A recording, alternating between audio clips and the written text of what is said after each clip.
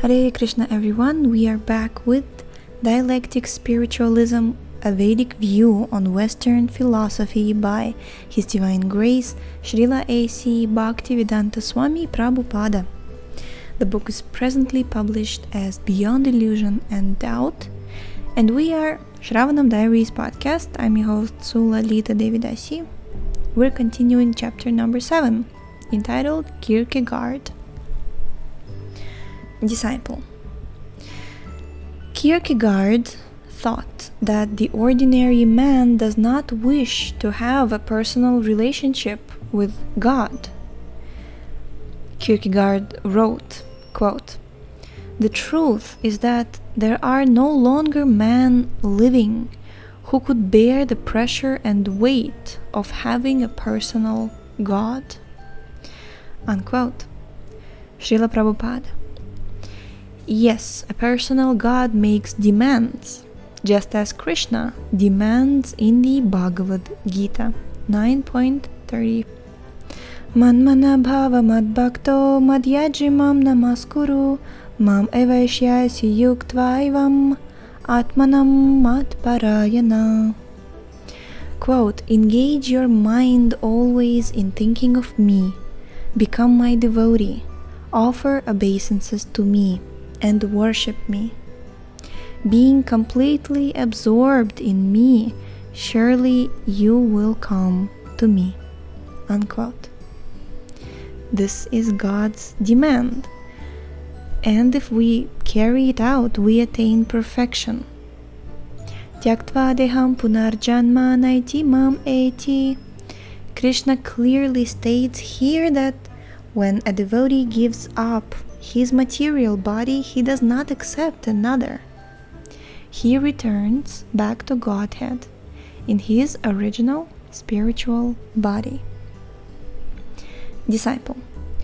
Kierkegaard observed 3 basic stages in life: the aesthetic stage, the ethical stage, and the religious stage.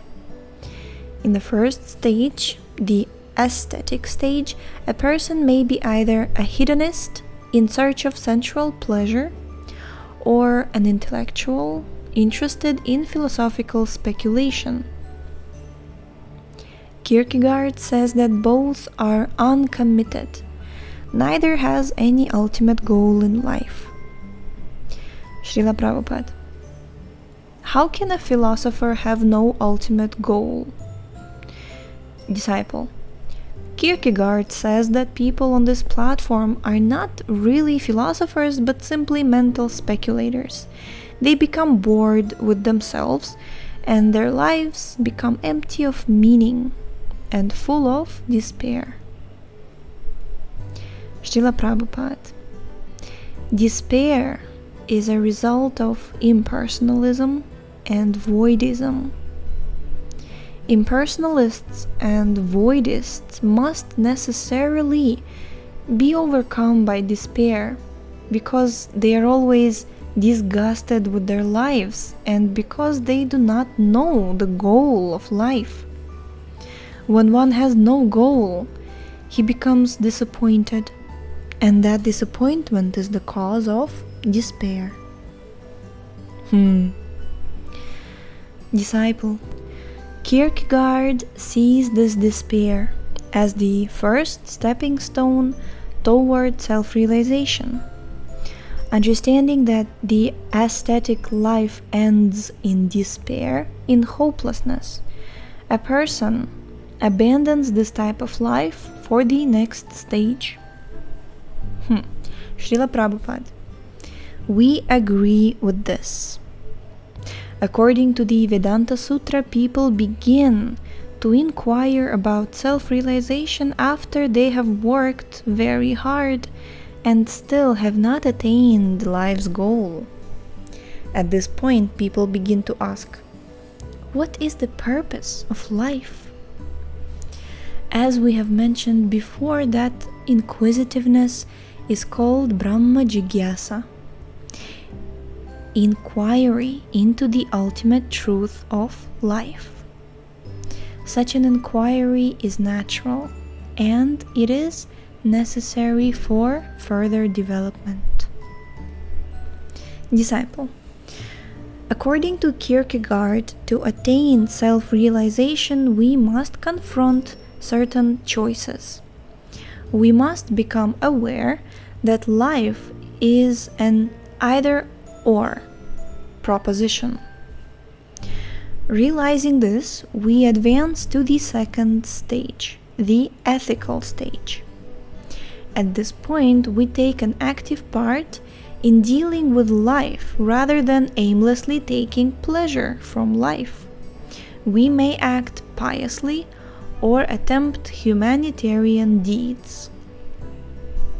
Srila Prabhupada. But what is the ultimate goal of these decisions? Why should people become moral?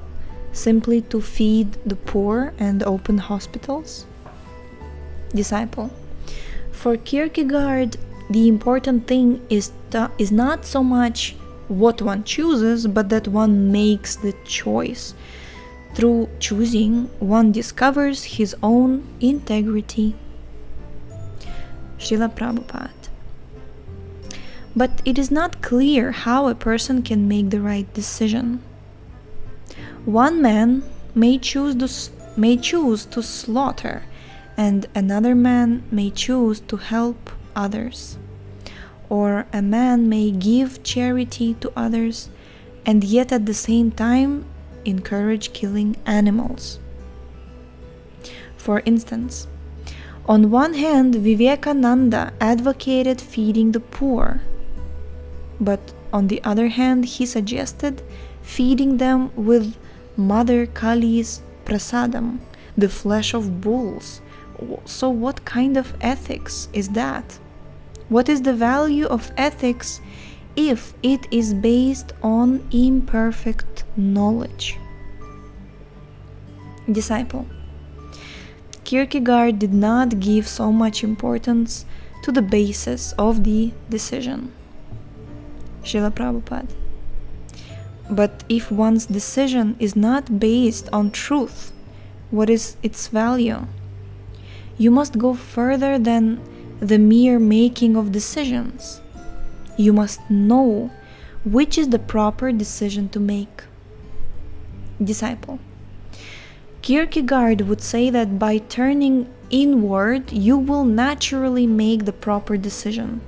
This, in quotes, turning inward, entails self-knowledge. Srila Prabhupada.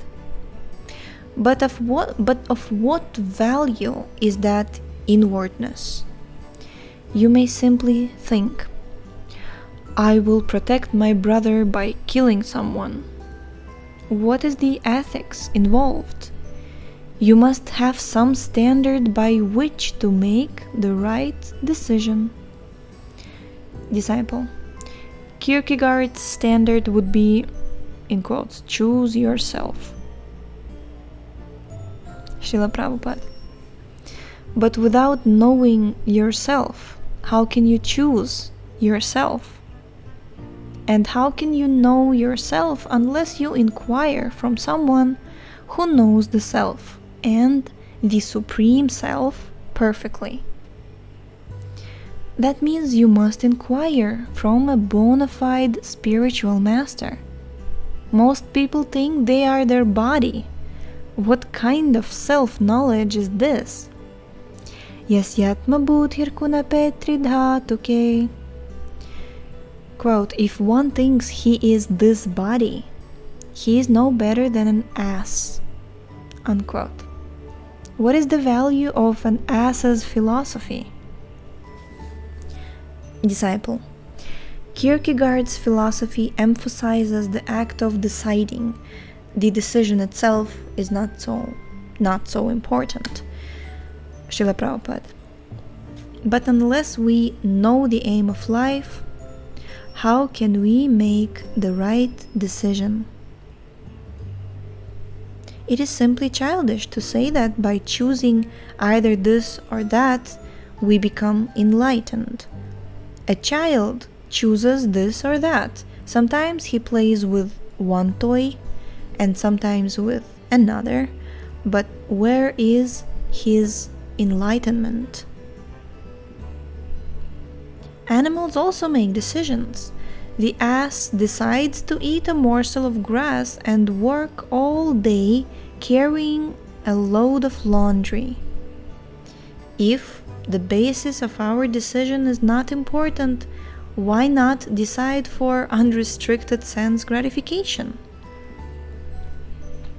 Disciple: Kierkegaard would say that unrestricted sense gratification leads to boredom and ultimately to despair. Srila Prabhupada: but if you think that sense gratification is the aim of life, then it is not boring for you. If you choose according to your whims, you can make any decision. Disciple: Kierkegaard would say that we should choose not by whim, but by an inward, objective, passionate search. Then the truth will naturally emerge. Srila Prabhupada: but a Bowery bum may make a passionate decision to purchase a bottle of whiskey as soon as he gets some money. Disciple: Kierkegaard would say that in his decision there is no commitment to a higher ethic. There is simply the desire for sense gratification. If his decision were made on the ethical level, he would take up a good cause and act on that basis. Srila Prabhupada: but such good causes are relative. You may consider one thing to be a good cause, and I may consider another. Who will ultimately decide? Disciple: Kierkegaard believed that if we begin to anticipate death, we will make the right decisions.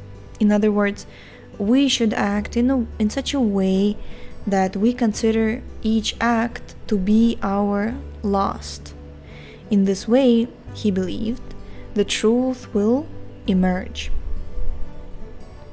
Srila Prabhupada: every man should think, quote, I do not wish to die, but death is overcoming me. What is the cause of this? What should I do? Unquote. No one wants to die, but death overcomes everyone. No one wants to be diseased, but diseases are inevitable. These are real human problems that cannot be solved simply by making some whimsical decision. We should decide, I do not wish to suffer, but suffering is coming upon me. Now I must find a solution to this problem. This is the real decision we have to make. We must decide to put a permanent end to suffering, to birth, old age, disease, and death. We should understand that the body exists for a few years and then is doomed to perish. We should also understand that the body is external and that we should not make our decisions on the basis of the body. Rather, we should make our decisions on the basis of the soul. Disciple: for Kierkegaard, the third and highest stage of life is the religious stage. On this platform, a man submits himself to God and obeys God totally.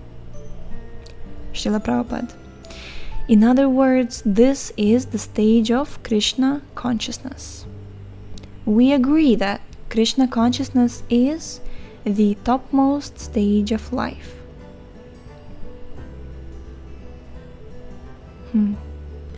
Okay, so we're going to stop here for today, and tomorrow we shall continue this chapter with a very interesting and important subject where Kierkegaard thinks that religious stage, the topmost stage, there is intense suffering. And Srila Prabhupada says, if one is Krishna conscious, why should he suffer? So we shall read about this tomorrow. Thank you so much for tuning in today. The link to this book is in the description, and we shall see you tomorrow. Hare Krishna.